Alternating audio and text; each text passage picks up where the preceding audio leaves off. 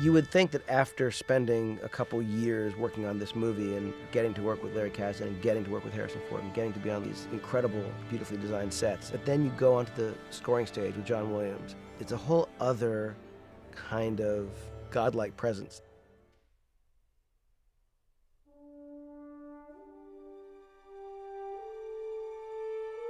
When you have John Williams writing the music, he has all the gifts that you need to make a dynamic, exciting, delightful Star Wars movie.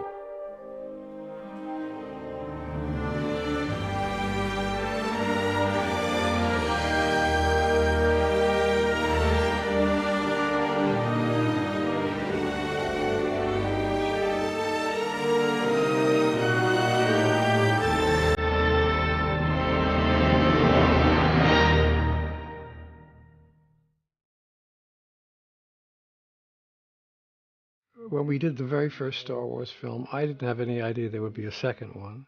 Perhaps George Lucas had that in his mind already. I really don't know. When you think of his role in not just modern cinema, but cinema, the idea that he and I got to work together on a Star Wars movie was thrilling. I remember the first LP I ever got. I remember my mother taking me to a record shop, and I chose the Star Wars LP soundtrack, and I just remember the double gatefold and listening to it over and over, and how it emotionally moved me in a way that music had never moved me before.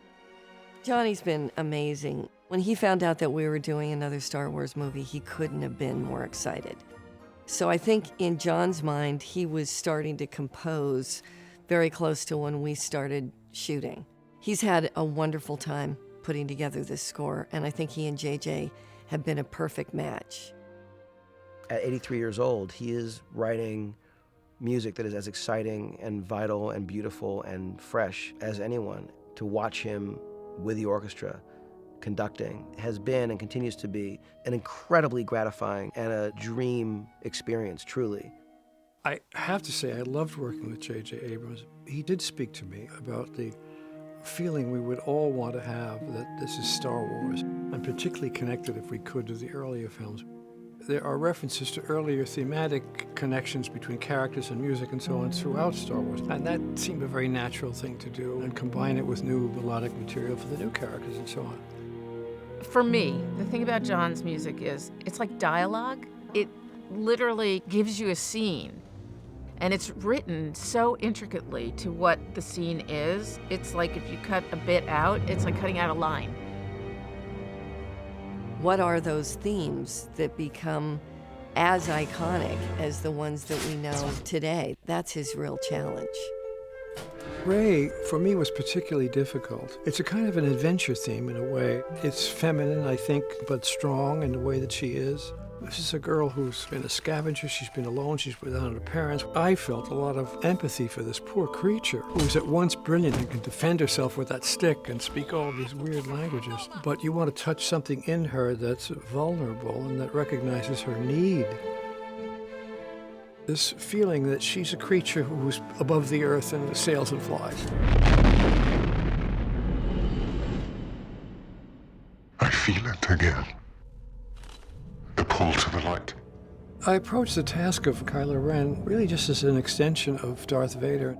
If it could convey in a few short notes, as the Imperial March does, this power, evil power, strength, threat, it needs to be something that will hit you and it's accessible right away. He's managed to make every movie he's worked on extraordinarily better. If you take John Williams out of Star Wars, it would be a fundamentally different experience.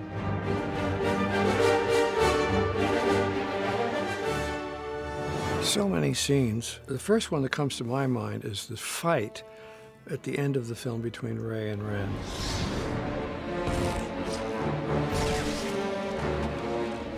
It's powerful in the sense that we get principally three themes. Rey's theme, and certainly Ren when he's dominating her. And the Force theme carries through this thing in a very important way.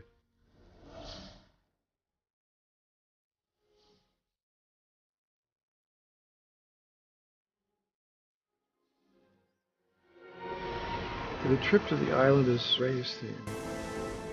And as she begins to walk up what we call the Jedi steps, the mountain, there's an entirely new piece. It has nothing to do with the rest of the score, which starts very softly, and it grows with her climbing. There's a kind of aspiration in it, if you like, if nothing else than to just achieve the top of the mountain physically, which she does. She seems to be drawn to she doesn't know what.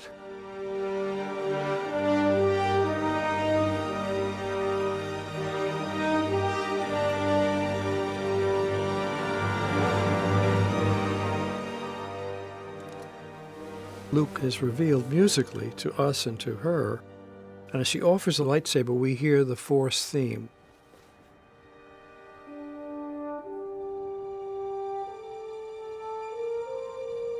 And the Force theme evolves into the Star Wars fanfare, which is the end of the film.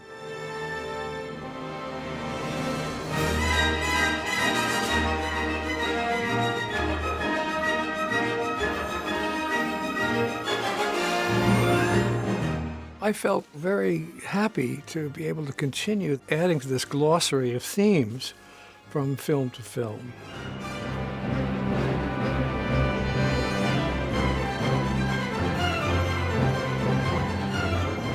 I don't know how many more of them I can do, but having kept up with them this long, I feel very fortunate indeed to have been able to do it.